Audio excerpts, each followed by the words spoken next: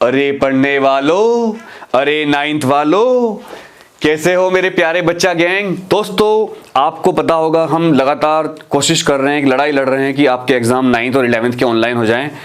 अभी तक कोई पता नहीं चला है। कुछ स्कूल ऑनलाइन एग्जाम लेना चाह रहे हैं, कुछ स्कूल, ज़्यादातर स्कूल ऑफलाइन एग्जाम लेना चाह रहे हैं। उनके ऑफलाइन एग्जाम लेने के पीछे बहुत सारे रीजन है, एक फीस भी है। अब एग्जाम कैसे भी हो, मेरा उद्देश्य है आपको, मेरा फर्ज है आपको आपकी हेल्प करना हर तरीके से।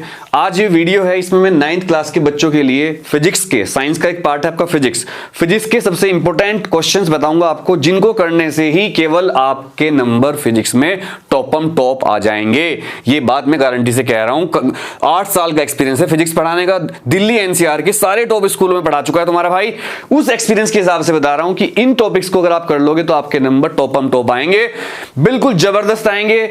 लेकिन दोस्तों एक बात जानने वाली ये है कि जो 9th का प्यारा प्यारा नन्ना मुन्ना चोना बच्चा होता है हमारा, वो 8th क्लास से आता है 9th में, और ये पहली बार होता है उसके साथ जब वो भाई फिजिक्स पढ़ता है, क्योंकि इससे पहले वो केवल डेफिनेशंस पढ़ता है, फोर्स क्या होता है, एनर्जी क्या होती है।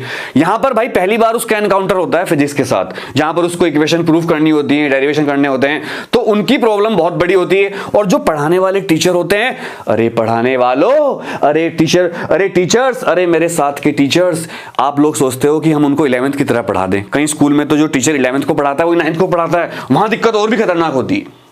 और कुछ टीचर तो क्या करते हैं, ये डेफिनेशन पढ़ लो, ये कर लो, वो कर लो, ये दिक्कत आ जाती है वहां पर। तो भाई ये ध्यान रखते हुए मैं वाली वीडियो बना रहा हूं, इसमें सारे इंपॉर्टेंट टॉपिक मैं आपको बताऊंगा, और इस टॉपिक से आपको पता चलेगा कि आपको क्या पढ़ना है और क्या नहीं पढ़ना है। तो देखो अभी हम आ जाते हैं इस वीडियो के सामने। ये आपको दिख रही होगी class 9 physics, most important topics and questions. अब इसमें देखिए, आगे चलते हैं, मैं आपको दिखा रहा हूं। एक रिक्वेस्ट कर रहा हूं आपसे कि इस वीडियो को आप शेयर करें, लाइक करें, फॉलो करें, और जो भी आपकी इसमें वीडियो को देखने के बाद जो आपके अंदर थॉट है उनको आप कमेंट करके मुझे बताएं, और बेल नोटिफिकेशन जरूर दबा लें ताकि आपको आने वाली वीडियोस के सारे नोटिफिकेशन मिल जाएं। दोस्तों यहां पर क्लास 9 फिजिक्स का जो चैप्टर 8 है मोशन है, chapter 9 force and laws of motion है, साइंस के चैप्टर हैं, और चैप्टर 10 है ग्रेविटेशन, चैप्टर 11 है वर्क एंड एनर्जी, चैप्टर 12 है साउंड। तो ये 4 चैप्टर हैं टोटल। देखिए 1 2 3 4, कितने चैप्टर हैं? 1, एक मिनट पेन ले लेता हूं, 1 2 3 4 5, सॉरी 1 2 3 4 5 6 चैप्टर हो गए हमारे टोटल। पहला चैप्टर इसको मान लेते हैं फिजिक्स के हिसाब से, इसको दूसरा, इसको तीसरा, इसको चौथा, इसको 5वां और इसको 6ठा। अब ये 6 चैप्टर हैं, इनमें से हमें क्या क्या पढ़ना है, क्या क्या नहीं पढ़ना है, क्या छोड़ना है, क्या डिलीट हुआ है, सब कुछ मैं आपको बताने वाला हूं। तो चलिए शुरू करते हैं इस वीडियो को। सबसे पहला चैप्टर है हमारा मोशन। आप देख सकते हो मोशन, इस दुनिया में चारों तरफ मोशन ही मोशन हो रही है। आप गाड़ी चला रहे हो, कोई घोड़ा भाग रहा है, कोई बिल्ली भाग रही है, मम्मी काम कर रही है, पापा गाड़ी चला रहे हैं, सारी मोशन हो रही है। और यहां तक कि ब्रह्मांड के अंदर ही सारे सैटेलाइट्स, प्लैनेट्स घूम रहे हैं। ये सब क्या है? मोशन है, जो आपको दिखा रहे हैं हम। अर्थ सूरज का चक्कर लगा रही है, धरती माता। तो मोशन चैप्टर में क्या क्या इंपॉर्टेंट है, क्या क्या नहीं है, वो मैं आपको बता देता हूं यहां पर। अगर आप इसके टॉपिक देखोगे तो distance and displacement, velocity, uniform and non uniform motion along a straight line, acceleration, distance, time and velocity time graphs for uniform motion and uniformly accelerated motion, derivation of equations of motion by graphical method, elementary idea of uniform circulatory motion।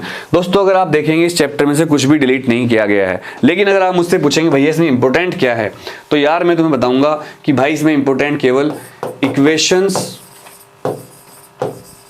Of motion के derivation, equations of motion के derivation, ये आप जरूर कर लें। Equation of motion के derivations जरूर आएंगे। छोटी छोटी डेफिनेशन आ सकती हैं, लॉज ऑफ मोशन क्या है, सॉरी इक्वेशन ऑफ मोशन क्या है, फर्स्ट इक्वेशन क्या है, सेकंड इक्वेशन क्या है, सारी डेफिनेशन इसमें आ सकती हैं, ये भी आपको करनी है। लेकिन मेन बात ये है कि मैं आपको यहाँ पर ये भी बताऊंगा कि आपको कौन कौन से एग्जाम्पल इस चैप्टर के करने हैं। तो इक्वेशन ऑफ मोशन के डेरिवेशन जरूर करके जाने आपको, यूनिफॉर्म नॉन यूनिफॉर्म मोशन ये जरूर करके जाने, यूनिफॉर्म मोशन के एग्जांपल्स। इसके अलावा अगर आप अपनी बुक को देखोगे, मेरे हाथ में एनसीईआरटी है, तो ज्यादातर पेपर एनसीईआरटी से बनते हैं। तो एनसीईआरटी के एग्जांपल्स जो आपको करने हैं वो बता देता हूं मैं। एग्जांपल करने हैं आपको भाई 8.2 जरूर करना। इसके बाद जो इंपॉर्टेंट है वो 8.3, ठीक है, ये सारे कर लेना। और जो सारे इंपॉर्टेंट क्वेश्चन है मैं आपको बता दूं, पेज नंबर 107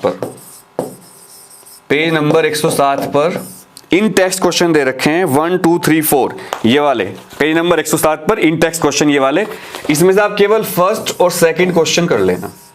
तो ये क्वेश्चन काफी इंपॉर्टेंट है, आपको करके जाने हैं, इंपॉर्टेंट क्वेश्चन है।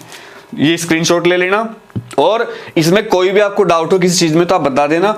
इक्वेशन ऑफ मोशन के डेरिवेशन ग्राफिकल मेथड से जरूर करके जाना, यूनिफॉर्म नॉन यूनिफॉर्म मोशन और यूनिफॉर्म सर्कुलर मोशन।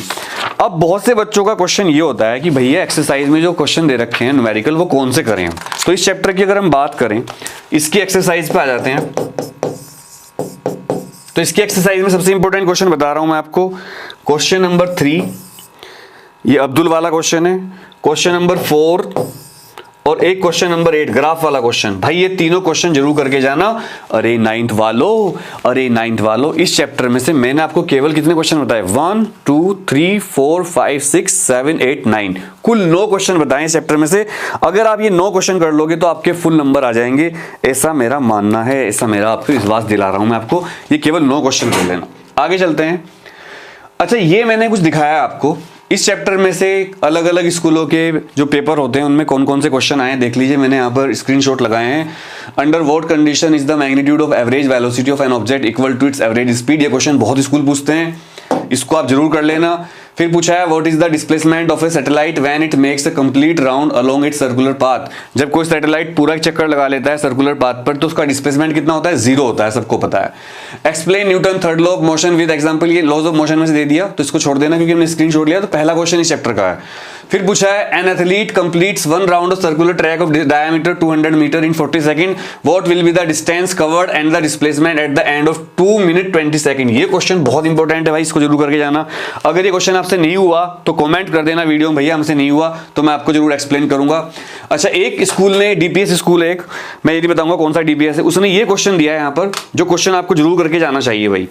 इन्होंने लिखा था displacement time graph of body is parallel to time axis, what will you infer about the velocity of the body. तो ये क्वेश्चन भी डिस्प्लेसमेंट टाइम ग्राफ का बहुत ज्यादा इंपॉर्टेंट है, इसको भी आप जरूर करके जाना। तो ये हमने कर दिया आपका मोशन चैप्टर खत्म इंपॉर्टेंट के हिसाब से, और मैंने आपको बता दिया स्कूल वाले किस टाइप के क्वेश्चन ज्यादातर डाल रहे हैं। ये क्वेश्चन वो है दोस्तों, मैंने एक क्वेश्चन ये लिया, एक ये लिया, एक ये लिया और एक ये लिया। ये क्वेश्चन ही मैंने 4 क्यों लिए, क्योंकि ये क्वेश्चन बार बार रिपीट हो रहे थे अलग अलग स्कूलों के पेपर में। मैंने दिल्ली एनसीआर के जो सारे अच्छे स्कूल है वहां के पेपर चेक करे, 3-4 दिन लगे मुझे, और उसमें से ये क्वेश्चन 4 मैंने देखे बार बार रिपीट हो रहे हैं। इवन साउथ इंडिया के जो स्कूल हैं, चेन्नई के, बेंगलोर के, ओडिशा के, वहां के स्कूलों में क्वेश्चन रिपीट हो रहे थे सीबीएसई वालों। चैप्टर नंबर 9 आ जाता है, force and laws of motion. अरे पढ़ने वालों, अरे 9th वालों, फुटबॉल सब खेलते होंगे। ये बच्ची जो है अपना बास्केटबॉल खेल रही है, ये लड़का क्या है फुटबॉल की प्रैक्टिस कर रहा है, टांगों को देखिए, आप देख रहे हैं, आप भी खेलते होंगे, मजा आ रहा है पूरा है। मजे के बाद क्या होती है, सजा होती है। सजा क्या होती है, एग्जाम आ जाते हैं। कब, और एग्जाम सजा कब होती है, जब हम पढ़ते नहीं। चैप्टर 9 है force and laws of motion. इसमें हमने रॉकेट का एनिमेशन दिखाया आपको, तो सारी जो मोशन होती है वो किस तरह से होती है, इस चैप्टर में से क्या क्या इंपॉर्टेंट है वो बता देता हूं मैं आपको।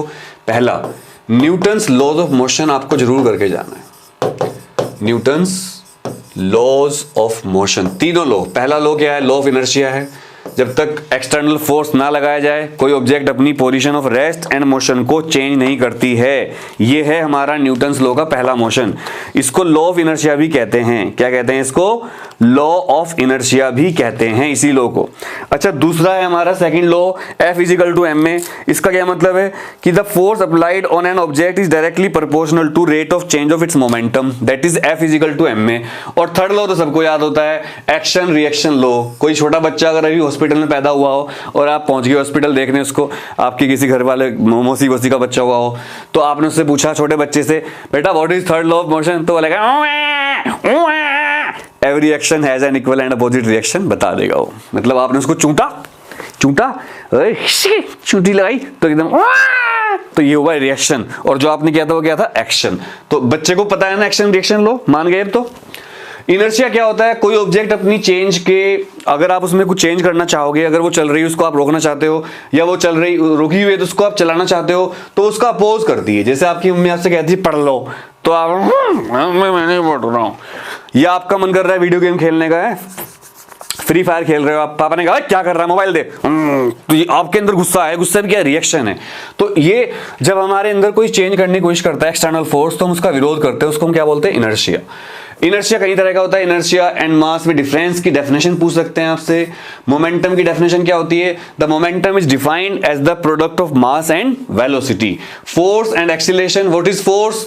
फोर्स क्या होता है? F इजिकल टू एम में। So force is the product of mass and acceleration of the object. Elementary idea of conservation of momentum, according to the elementary idea of conservation of momentum, the total momentum before collision is equal to total momentum after collision. इसमें कुछ नहीं करना, दो object लेनी है, इनकी टक्कर हुई, इनका मास है m1, इसका मास है m2। टक्कर से पहले इनकी वेलोसिटी कितनी थी? u1 u2।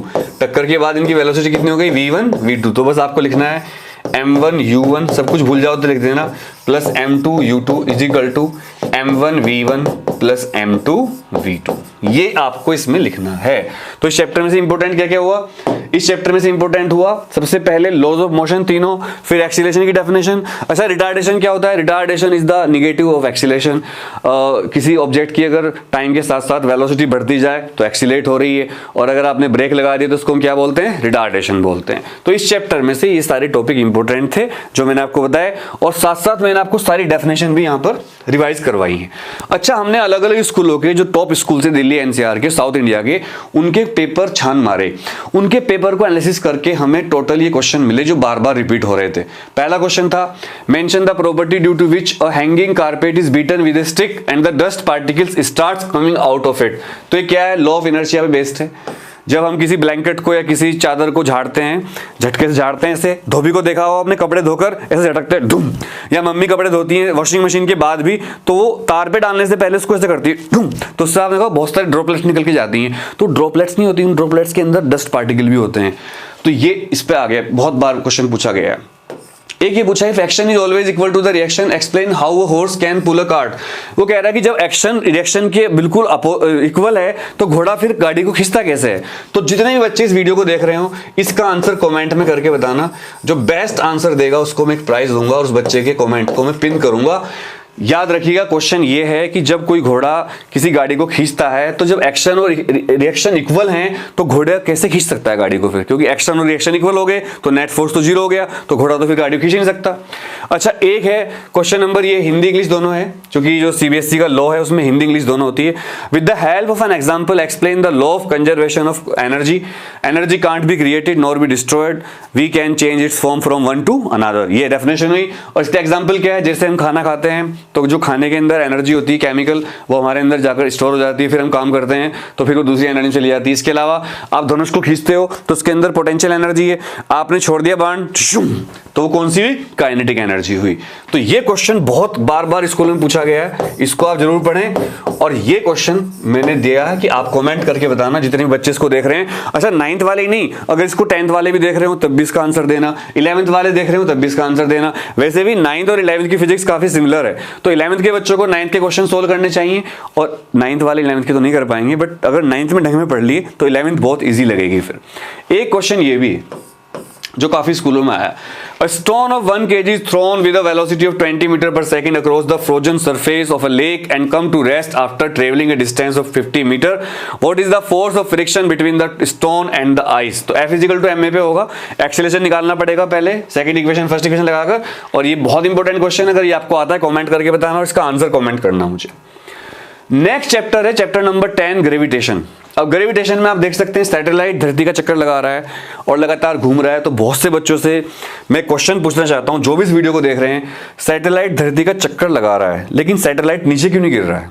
इसके अलावा मेरा क्वेश्चन ये भी है कि अर्थ भी सन का सैटेलाइट है, अर्थ सन के तरफ घूमती है तो सन के ऊपर चिपक क्यों नहीं जाती? या चंद्रमा जो है मून, वो धरती के ऊपर चिपक क्यों नहीं जाता अगर ग्रेविटेशन की वजह से? ये मेरा क्वेश्चन है, अगर हिम्मत हो तो आंसर देना। इसके अलावा मेरा क्वेश्चन ये भी है कि जो, चलो वो बाद में पूछूंगा, अब इसके इंपॉर्टेंट क्वेश्चन ले लेते हैं क्योंकि मैं पढ़ा नहीं रहा हूं, इंपॉर्टेंट बता रहा हूं। ग्रेविटेशन चैप्टर में से कुछ डिलीटेड टॉपिक्स हैं। पहले डिलीटेड टॉपिक की बात करते हैं। थ्रस्ट एंड प्रेशर पूरा हट चुका है, आर्किमिडीज प्रिंसिपल पूरा हटा दिया है, मजे आ गया आप लोगों के, थ्रस्ट प्रेशर सब हट गया। बॉयंसी क्या होती है ये भी नहीं आएगा, elementary idea of relative density ये भी हटा दिया। इस चैप्टर के जो थोड़े टफ टॉपिक थे वो हटा दिए, मजे आ गए तुम्हारे। अब बचा इसके अंदर gravitation. Universal law of gravitation, तो पहला है लॉ ऑफ ग्रेविटेशन न्यूटन का, ये F is equal to G m1 m2 upon R square. इसमें सबसे ज्यादा पूछे जाने वाला क्वेश्चन ये है कि जी क्या होता है। जी को बोलते हैं यूजीसी, यूनिवर्सल ग्रेविटेशनल कांस्टेंट, और इसकी वैल्यू कितनी होती है 6.67 into 10 to power -11 newton metre square पर केजी स्क्वायर। ये डेफिनेशन याद, ये वैल्यू याद रख लेना। And what is the Newton's law of gravitation. अगर एग्जाम में क्वेश्चन आता है तो बहुत से बच्चे फॉर्मूला लिख देते हैं, इससे उनके मार्क्स कट जाते हैं। अगर आपसे पूछा जाए what is the Newton's law of gravitation, तो आपको लिखना पड़ेगा according to the Newton's law of gravitation the force between 2 point masses is directly proportional to the product of the masses and inversely proportional to the square of the distance between the two masses। और ये बन जाता है फिर F is equal to G m1 m2 upon R square. अच्छा, gravity पूछ सकते हैं आपसे, acceleration due to gravity small G. कुछ बच्चों को स्मॉल जी में और कैपिटल जी में डिफरेंस नहीं पता होता। ये एक्सीलरेशन ड्यू टू ग्रेविटी है, एक्सीलरेशन ड्यू टू ग्रेविटी मतलब आप किसी चीज को अगर ऊपर से फेंक दो, ड्रॉप कर दो, तो कितने एक्सीलरेशन से नीचे आएगी, दैट इज 9.8 मीटर पर सेकंड स्क्वायर। इसी वजह से अगर आप एक सिमिलर हाइट से एक हाथी को और एक बिल्ली को एक साथ छोड़ोगे तो हाथी और बिल्ली एक साथ जमीन पर गिरेंगे। ये बात सबसे पहले गैलीलियो ने प्रूफ करी थी, ऐसा वो कहते हैं वेस्टर्न साइंटिस्ट, सच बात नहीं है। ये सबसे पहले हमारे ग्रेट साइंटिस्ट आर्यभट्ट ने प्रूफ कर दिया था। दोस्तों, मैं आपसे बार बार कहता हूं, हमारे देश की ज्यादातर चीजें चोरी करके, हमारे बड़ी बड़ी किताबें साहित्य चोरी करके और बाद में डिस्कवरी करी गई। आई respect Galileo but I respect Newton, but idea हमसे लिया। हाँ, इन्होंने इसका मैथमेटिकल प्रूफ किए, वो बात मानता हूं मैं, पर आइडिया मेन होता है। आइडिया हमसे चोरी करे और मैथमेटिकल उन्होंने किया, इस बात को मान लीजिए। एक इस चैप्टर का बहुत इंपॉर्टेंट क्वेश्चन है, what is the difference between mass and weight, जरूर करके जाना। फ्री फॉल क्या होता है, जब किसी ऑब्जेक्ट को किसी हाइट से छोड़ देते हैं, ड्रॉप कर देते हैं, इनिशियल वेलोसिटी 0 होती है, तो वो ऑब्जेक्ट 9.8 मीटर पर सेकंड स्क्वायर के एक्सीलरेशन से नीचे आती है, and this phenomena is known as free fall. Free fall, जब आप उसमें बैठते हो जॉइंट व्हील में, वो होती है ना बड़े वाला हिंडोला से, तो जब वो ऊपर से नीचे आता है तो गुदगुदी से होती है ना, तो वही फ्री फॉल होता है, उसमें आपको वेटलेसनेस फील होती है। ठीक है, तो ये क्वेश्चन हुआ। इस चैप्टर के जब हमने अलग अलग स्कूलों के क्वेश्चन पेपर छान मारे तो हमें इस चैप्टर से क्या क्या इंपॉर्टेंट क्वेश्चन मिले। पहला क्वेश्चन ये मिला, mass of an object is 20 kg, find the weight, तो W इजिकल टू mg लगाना है, और m 20 और g की वैल्यू 10 ले लो तो 200 न्यूटन, याद रखना वेट की यूनिट न्यूटन होती है। What will B its weight when measured on the surface of moon, moon के ऊपर g की जो वैल्यू होती है g डैश, वो g का 1/6 होती है, तो वहां पर आप लिख लेना। हालांकि क्वेश्चन थोड़ा अलग लेवल का हो गया। एक क्वेश्चन ये है कि धरती पर किसी का वेट इतना है, तो बताओ उसका वेट चांद पर कितना होगा। एक वैल्यू ये पूछी है, तो ये जी वाले क्वेश्चन ज्यादातर आए हैं, न्यूटन्स लॉ ऑफ ग्रेविटेशन के क्वेश्चन ज्यादातर आए हैं। अच्छा, एक क्वेश्चन इसमें आ सकता है कि आपको 2 मास दे देगा, m1 और m2, और डिस्टेंस दे देगा, तो आपसे कहेगा बताओ उनके बीच में फोर्स कितना है, तो आपको लगाना पड़ेगा जी m1 m2 upon R square. अरे पढ़ने वालों, भाइयों बहनों, इतने इंपॉर्टेंट टॉपिक बता रहा हूं भाई, अब तो कर लेना यार, पूरे नंबर ले आओगे, इतना सा कर लेना बस। नेक्स्ट, अच्छा 1 मिनट, इस चैप्टर में जो force and laws of motion है, इसमें एक चीज बताना भूल गया मैं आपको। इस वाले चैप्टर में force and laws of motion में इसमें आ जाते हैं एग्जाम्पल कौन कौन से करें भैया, तो इसके एग्जाम्पल भी देख लीजिए आप, और मैं इसके एग्जाम्पल बता देता हूं। बोर्ड खोल लेते हैं। Laws of motion, laws of motion, force and laws of motion, इसमें से एनसीईआरटी से क्या करें, एनसीईआरटी से क्या करें, इस चैप्टर में से एनसीईआरटी से क्या करें, ये बहुत बड़ा क्वेश्चन है। तो पहले मैं बताता हूं एग्जाम्पल्स एंड इन टेक्स्ट, ठीक है, और इधर बताऊंगा मैं एक्सरसाइज से क्या करें, एक्सरसाइज से, ठीक है, दोनों लिख देता हूं। अगर एग्जाम्पल की बात करते हैं चैप्टर की, force and laws of motion की, तो एग्जाम्पल 9.1 ये करके जाना, ये बहुत इंपॉर्टेंट है। एग्जाम्पल 9.4 ये बहुत इंपॉर्टेंट क्वेश्चन दे रखा है इन्होंने, बंदूक वाला क्वेश्चन जरूर कर लेना। एक 9.6, ज्यादातर तो आपको, अगर आपको क्वेश्चन नहीं करना है तो बस एग्जाम्पल कर लेना आप, ठीक है। इसके बाद भाई थोड़ा सा टफ क्वेश्चन है, लेकिन कर लेना अगर टाइम मिले तो करना इसको। 9.7 अगर एक्सरसाइज पाते हैं तो बहुत सारे क्वेश्चन दे रखे हैं इस चैप्टर में, आपको दे रखे हैं 18 न्यूमेरिकल पूरे, लेकिन आप सारे मत करना, मैं आपको सबसे इंपॉर्टेंट क्वेश्चन बता देता हूं इसके। एक तो चौथा क्वेश्चन करना, कॉन्सेप्चुअल है काफी ज्यादा, एक छठा करना बहुत इंपॉर्टेंट है, एक 7वां करना बहुत इंपॉर्टेंट क्वेश्चन है, सारे करना, जो अच्छे बच्चे सारे कर लेना, लेकिन जो बच्चे जिनके पास टाइम कम है, जो पहले नहीं पढ़े, वो करना जो मैं बता रहा हूं। 8वां क्वेश्चन बहुत अच्छा है भाई। 11th, माफ करना थोड़ा ज्यादा है इसमें, 13th और 18th, ये हैं इसकी एक्सरसाइज के इंपॉर्टेंट क्वेश्चन। स्क्रीनशॉट ले लो। अरे पढ़ने वालों स्क्रीनशॉट ले लो, इतने इंपॉर्टेंट कोई नहीं बताएगा तुम्हें, तुम्हारे स्कूल के टीचर भी नहीं बताएंगे भाई। ये रहा, ठीक है। अब मैं वापस जा रहा हूं अपने बोर्ड पर, उस पर। अच्छा, इससे पहले जो चैप्टर था हमारा, इसके मैंने इंपॉर्टेंट बताए थे आपको, हाँ बता दिए। चैप्टर मोशन था पहला, मोशन के सारे इंपॉर्टेंट बता दिए मैंने आपको एनसीईआरटी के, ये जो अलग अलग स्कूल में आए वो बता दिए। इसके बाद हमारा chapter force and laws of motion आया, इसके सारे इंपॉर्टेंट टॉपिक डिस्कस कर दिए थ्योरी के, और मैंने आपको ये बता दिया कौन कौन से स्कूल कौन कौन से आए हैं, और एक बोर्ड अभी बताया था आपको बोर्ड पर कि कौन कौन से। अब चैप्टर नंबर 10 आता है ग्रेविटेशन। ग्रेविटेशन में मैंने आपको बता दिया है gravitation, universal law of gravitation, सब कुछ सारे इंपॉर्टेंट। ये मैंने आपको वो क्वेश्चन बताए हैं जो एग्जाम में आ सकते हैं। अब इस चैप्टर के एक्सरसाइज में से कौन से क्वेश्चन आएंगे वो बता देता हूं मैं आपको। तो बोर्ड खोलते हैं उसके लिए कि आपकी एनसीईआरटी में से क्या क्या करना है। तो ये तो उस चैप्टर का है, पिछले वाले का, लॉज ऑफ मोशन का, force and laws of motion का स्क्रीनशॉट ले लीजिए। अब मैं ग्रेविटेशन पर आता हूं। ग्रेविटेशन के एनसीईआरटी के कौन से क्वेश्चन आपको करने हैं। एनसीईआरटी से क्या करें, ये क्वेश्चन बहुत बच्चे पूछते हैं, सर एनसीईआरटी से क्या क्या करना है। तो भाई इस खाने में लिखूंगा मैं एग्जांपल्स और इन टेक्स्ट, जो ब्लू टेबल दी होती है, और इसमें से दूंगा मैं एक्सरसाइज में से क्वेश्चन कौन कौन से करने हैं आपको। चूंकि आपको बताया थ्रस्ट, प्रेशर सब कुछ आर्किमिडीज से हटा दिया है, तो वो क्वेश्चन अब नहीं करने आपको। मजे आ गए आपके। कैपिलर लॉ भी नहीं पढ़ना। सबसे पहले एग्जाम्पल 10.1 जरूर करना। और मैं आपको एक सलाह दे रहा हूं सारे बच्चों को, चाहे वो 9th 11th 10th कोई से बच्चे हों, किसी भी बुक का पहला एग्जाम्पल जरूर किया करो। जब टीचर पेपर बनाता है तो सोचता है चलो भाई इसको कर लेता हूं। अच्छा, आपके ना पेज नंबर 135 पर, पेज 135 पर कैपिटल स्मॉल जी की वैल्यू निकालना सिखा रखा है। स्मॉल जी की वैल्यू ये जरूर कर लेना। ये देखो 10.2.1 में स्मॉल जी की वैल्यू 9.8 कैसे आती है सिखा रखा है, इसको प्लीज पढ़ लेना भाई। दिखा दिया मैंने आपको, फिर मत कहना बताया नहीं भैया आपने।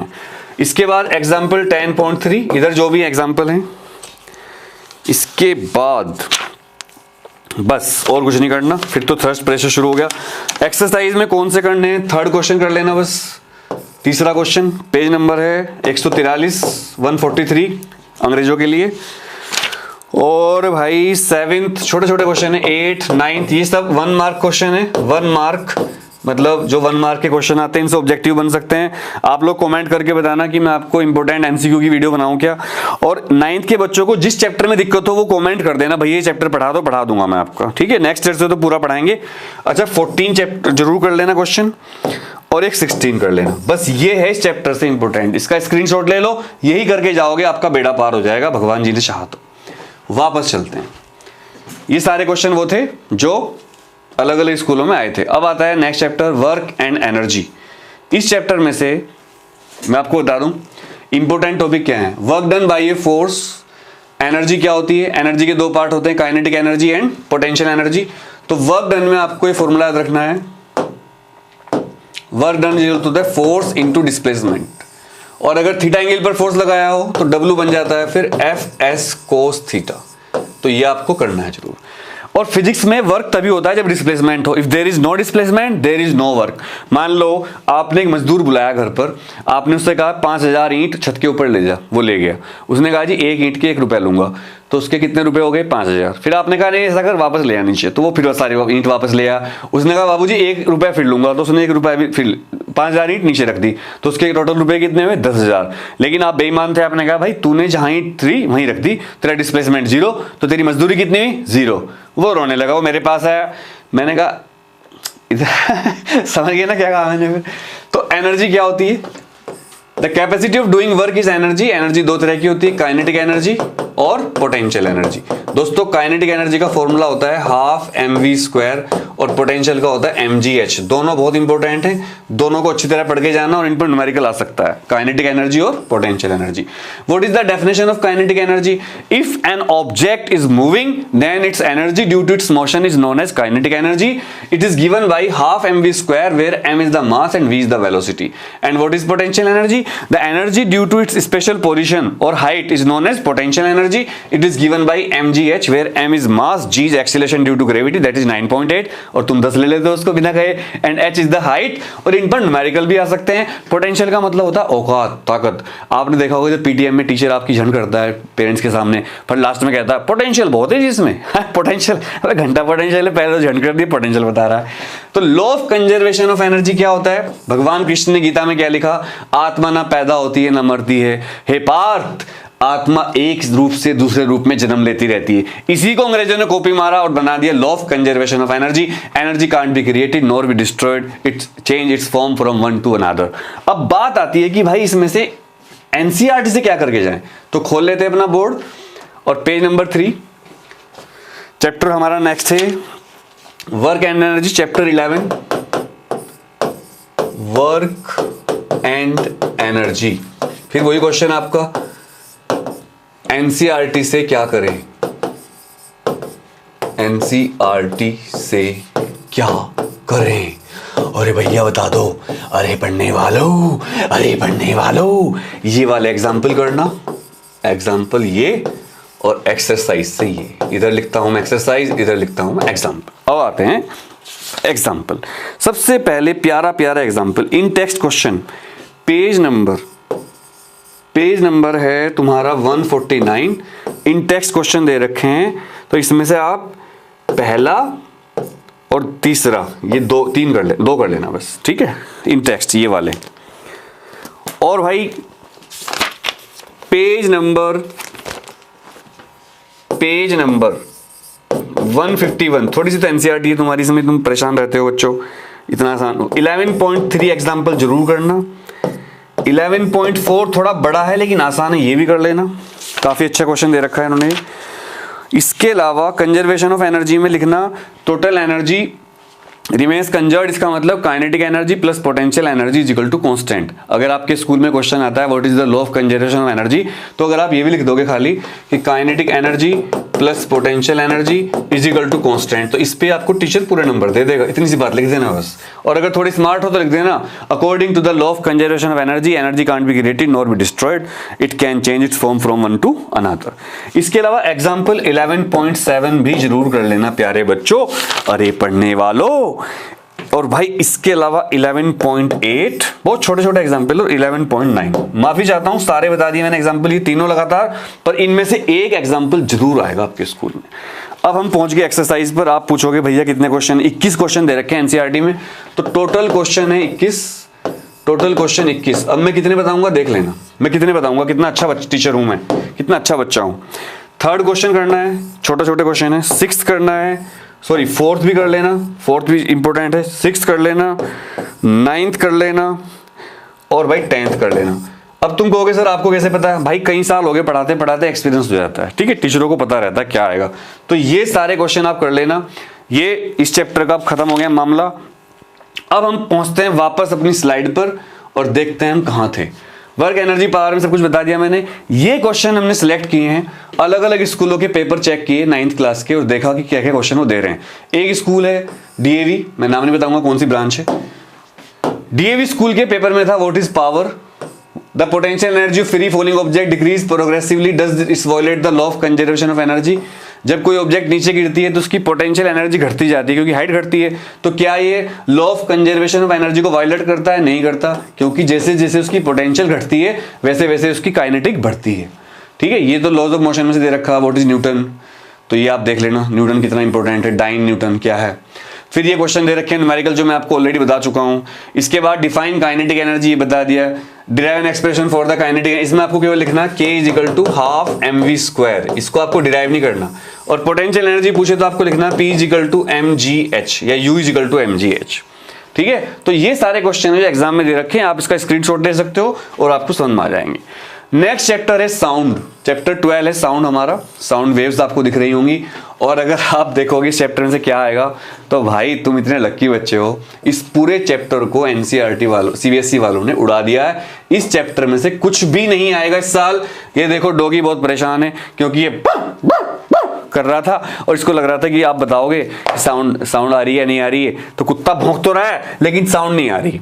तो देखो कुत्ता भौंक रहा है, क्या आपको आवाज आई? तो आप ये पूछ रहा है आपसे क्या मेरी भौंकने की आवाज आई, तो आप लिखोगे नो साउंड, इसका मतलब ये चैप्टर नहीं आएगा। तो ये बैच जो इस साल का बैच है 2020-21 का, ये बहुत लक्की बैच भी है क्योंकि इसमें बहुत सारी चीजें डिलीट हो गई। ये चैप्टर अच्छे को परेशान करता था, इको बहुत प्यारा चैप्टर था, मेरा फेवरेट चैप्टर था, इसको सीबीएसई ने पूरा हटा दिया भाई, ये तुम्हें नहीं करना भाई, ठीक है। तो दोस्तों ये थे आपके चैप्टर। अब मैं आपसे रिक्वेस्ट करना चाहता हूं, मैंने आपको सारे इंपॉर्टेंट टॉपिक बता दिए, अगर आपको इन इंपॉर्टेंट टॉपिक में से कुछ भी कोई दिक्कत हो, कोई टॉपिक ना आता हो, कमेंट करके बताना। आपका स्कूल कौन सा है वो कमेंट करके बताना, आप किस शहर में रहते हैं वो कमेंट करके बताना, 9th क्लास के बच्चे हमसे क्या चाहते हैं वो कमेंट करके बताना, और कोई भी चैप्टर अगर आपको नहीं आता वो पढ़ाना हो तो कमेंट करके बता देना। और भाई आपसे रिक्वेस्ट है कि मुझे फेसबुक पर, ट्विटर पर, अगर आप फेसबुक पर क्लिक करेंगे तो मेरा अकाउंट खुल जाएगा। देखो फेसबुक पर आप क्लिक करोगे तो मेरा ये पेज है अनुराग त्रिकी क्लासेस, इसको आप जाकर क्या कर सकते हो, इसको आप जाकर भाई फॉलो कर सकते हो यहाँ से, ठीक है। अगर भाई इस पे जाओगे आप ट्विटर पर, तो ट्विटर पर भी आप मुझे फॉलो कर लीजिए क्योंकि ट्विटर पर बहुत ज़्यादा अभियान चल रहा है हमारा 9th और 11th के बच्चों का एग्जाम ऑनलाइन करवाने के लिए। तो ट्विटर पर आप क्लिक करोगे तो मेरा अकाउंट खुलेगा, और ट्विटर पर प्लीज़ आप मुझे फॉलो करिए। एग्जाम जानकारी का हमारा एक यूट्यूब चैनल है एग्जाम जानकारी, जहाँ पर हम सारे न्यूज़ देते हैं पढ़ाई से रिलेटेड, नौकरी से रिलेटेड, तो ये भी आप सब्सक्राइब कर लेना और मुझे ट्विटर पर जरूर फॉलो करिएगा। आप लोगों का समर्थन मुझे जरूरी चाहिए क्योंकि आपके बिना मैं कुछ नहीं कर सकता दोस्तों। और इसके अलावा आप मुझे कहाँ फॉलो करेंगे, इसके अलावा आप मुझे टेलीग्राम मेरा ग्रुप है, यहाँ पर क्लिक करके फॉलो कर सकते हैं, और ये मेरा इंस्टाग्राम है, इंस्टाग्राम में दिखा देता हूँ अपना, इंस्टाग्राम पर जरूर फॉलो करिए। इंस्टाग्राम पर आप लोग काफ़ी नहीं हो, कुछ बच्चों को पता लगता है कि मैं इंस्टाग्राम पे नहीं हूँ। ये मेरा इंस्टाग्राम का, इसमें मैं एक ट्राइपॉड और कैमरे के साथ खड़ा हूँ, तो यहाँ पर आप मुझे फॉलो कर सकते हैं दोस्तों। इसके अलावा आपसे क्या कहूं भाई, आप लोगों को बहुत बहुत थैंक यू, इस वीडियो को आपने देखा, और मैं आप लोगों से बहुत प्यार करता हूं दोस्तों। अगर इस पूरे 9th की फिजिक्स में कहीं कोई प्रॉब्लम हो बस कमेंट कर देना, तुम्हारा भाई तुम्हारे लिए रेडी खड़ा है भाई। I love you, all the best for examination, offline हो या ऑनलाइन हो, हम लड़ेंगे, हम फोड़ेंगे और हम कामयाब होंगे। लव यू बच्चा गैंग।